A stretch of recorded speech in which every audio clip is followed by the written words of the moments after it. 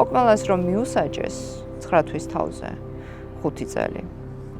განაცხადში ეწერა, რომ მას ჰქონდა ნახევრად ღია სივრცე, სადაც შეგიძლია ეზოში გამოხვიდე, სივრცე იყოს და რაღაცა პერიოდი ხარ აი ამ ეზოში, აი ამ სივრცეში და მერე ისევ საკანში ბრუნდები. ჩვენ არ ვიცოდით მისი გადაყვანა.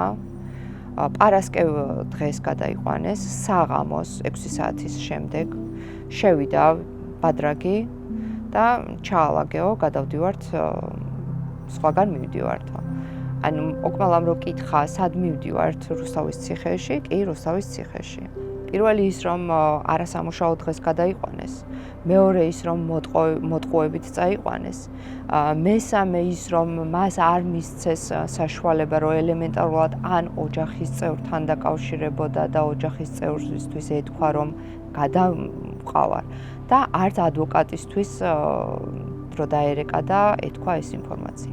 ანუ 3 დღის მანძილზე ჩვენ არ ვიცოდით სად იყო და სად იმყოფებოდა ოკმელა. მთლიანი პერიოდი ეს ნერვიულობა, ეს განცდა და თან პატიმარი არ იცი სად იმყოფება ამდენი ხნის განმავლობაში, ანუ ჩემ თავს ვერ ვპატიობდი, თურმე არ ვიცოდი სად იყო ოკმელა. ორშაბათს აი საღამოს გავიგეთ, რომ ოკმელა იმყოფებოდა ქსნის ციხეში. სასჯელის მიხედვით, რაც ეკუთვნოდა ოკმელას, ანუ ნახევრად ღია სივრცეში, საპყრობილეში კი არა, ისევ და ისევ დახურულ ზონაში, ისევ და ისევ 4 კედელში, რომ მას გამოსვლა არ შეუძლია იმ 4 კედლიდან.